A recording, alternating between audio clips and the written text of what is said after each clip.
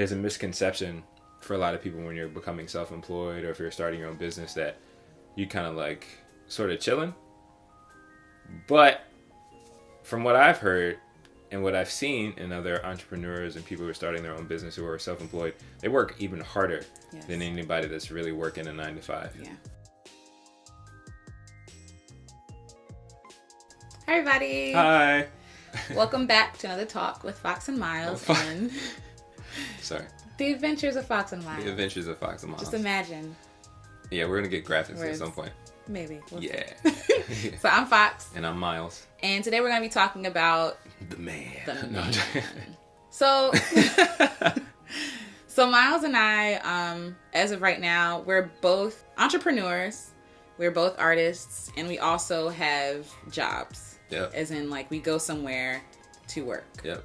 And to clock in and to get a paycheck. Working for the man. Yes. And so our goal is to eventually be completely self-employed. Yeah. By the time we hit the road, we're going to be putting all of our energy, all of our focus into building our businesses. Yes. Balancing a full-time job and pursuing your dreams seem to be a little difficult. For right now, I'm the one that works every day, 9 to 5. Right now, Fox has a part-time, and then she has, when she's not working at the part-time, she's working at home, continuing to build her business, her photography, and then working on this and other things like that, right? So for me, I do the 9 to 5 in essence every day, and but after that, or before, that's when I spend time trying to work on my voiceover business and blogging and some other stuff that I do. So yeah, it can be kind of tricky finding the balance. Well, it's not, I don't even know if it's really balanced, but it's just prioritizing. It's not really finding the balance, but prioritizing the time you have. Because everybody has 24 hours in a day. You can't get any more, and there's no less. You have to use the 24 hours that you have. And so with the 24 hours, there's other things I still have to prioritize, like sleep, eating food, my marriage, all those things that are important to me. But also, it's important to me that I build my business and that I'm taking the steps to have that sense of freedom for me, and that I'm spending more of my time doing the things that I believe God wants me to do, because that's what I'm more interested in anyway. I'm living out the purpose and design that God has for me and that He has given me, and I don't think that's working the day job that I'm working at now. So finding the time, that can be tricky because it depends on the day, really. I typically work best with like routines and things like that, but every day isn't like that. Stuff happens. Yes. Whether you're having car issues, or it snows, or you gotta go, or you gotta go in to work at a different time than you had scheduled, or you have to stay later, or there's something else that we have planned. We have date nights and other things like that, other things that are important. But I have to shift my time around, and every day isn't exactly the same. But I have to find some kind of time. Sometimes it's the only thing I can get is like 30 minutes, maybe an hour.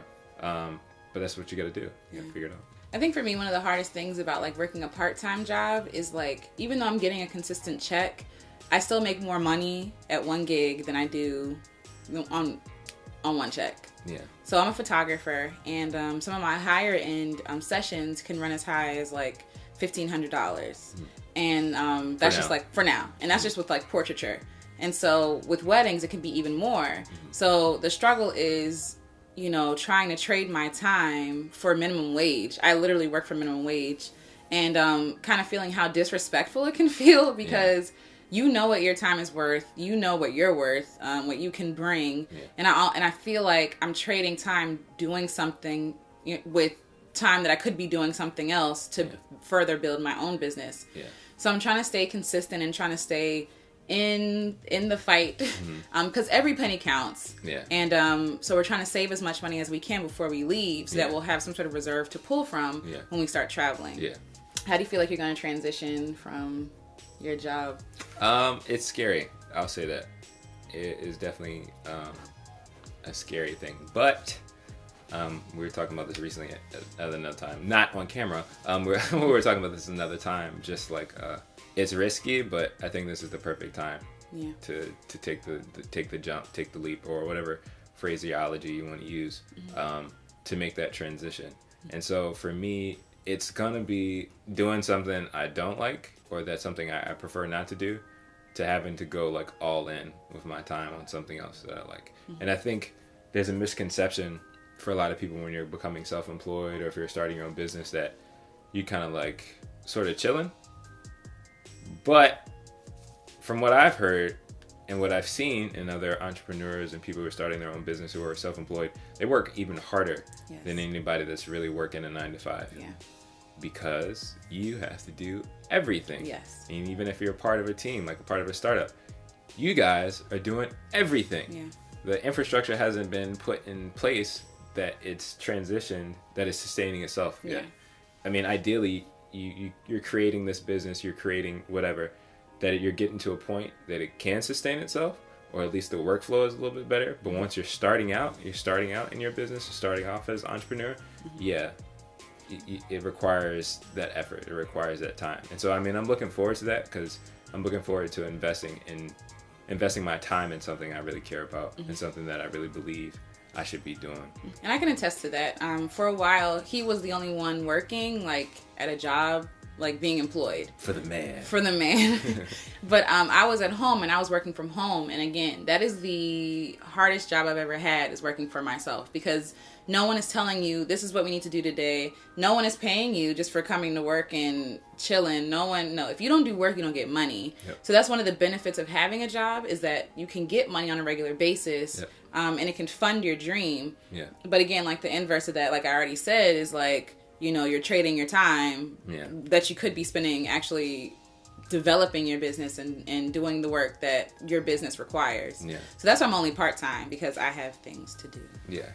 I'm excited for us to start our journey. Yeah. I'm excited too. Yeah. And I in no way think it's going to be easy. I know it's going to be hard. Yeah. Just because I think I've already had a taste of it here. Like, okay, it's hard. So what are you going to do? Not do the work? No, you just got to show up and try. Yeah. And again, as we said before in one of the other previous videos, if we need money, there's always something we can do. I can take pictures for somebody. You can do voiceover for something. It might not be much at first, but I feel like the more we get into routine, the more time we can pour into our business. It has to grow. Like, you reap what you sow, right? If I'm sowing, it has to reap some sort of reward. Yeah.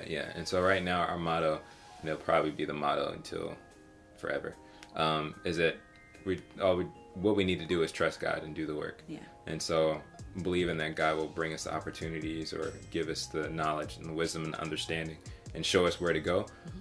But even if God shows us those things, faith without works is dead. Yeah. So if God is giving me the faith, if he's giving me the direction, I still need to act on it. Absolutely. And so that requires us to be obedient, and that requires us to use our effort, our time, our resources, and our energy to invest in those things.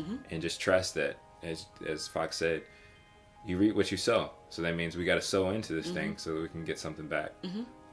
That's just the way it is. Yeah. And I don't want you all thinking that, I feel like entrepreneurship is so glamorized and it's so like, it's the thing to be. And I feel like you have to really love what you do to be successful at it. I feel like you can beat away, and because it's really exhausting. It's really exhausting. It can be very discouraging, but it can also be very rewarding if that's what you love doing. Yeah.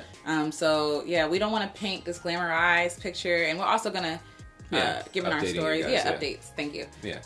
As we go along the way, because we want to be honest with you and real. Like, it can be done, but it's going to take a lot of work. Yeah. And so you have to be committed to that work. Yeah, and I think a good thing to also note is that entrepreneurship isn't for everybody. Yeah. And that's okay. Yeah, yeah. It's fine to do stuff on the side. Like, it's fine if you love your job, if that's something that you really do. Like, if you're in your career and that's all you, I'm at no point saying you need to quit and start your own thing. Not at all. If you really enjoy what you're doing, keep doing what you're doing. And if you want to do something on the side, if you have other interests or a side hustle or whatever you want to call it, do that. But for us, that's just not. It's not in my blood. Yeah, it's just not there. I've had a job since I was 16 years old, like, until now, and I've never, like, I'm a great worker, like, but I'm a great employer or employee, but I think I can put that energy in actually building something for myself. Yeah. I don't like being employed.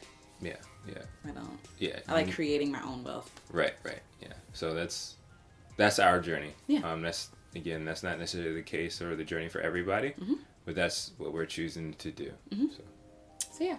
And like we said, we'll keep you all updated. In the meantime, feel free to like, subscribe, visit our website. Yes.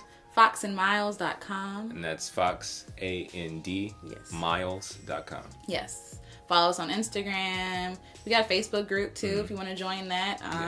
We'll put links in the description. Yes, we'll put all the links there. So yes. Until next time, I'm Fox. And I am Miles. See y'all. See ya. Bye.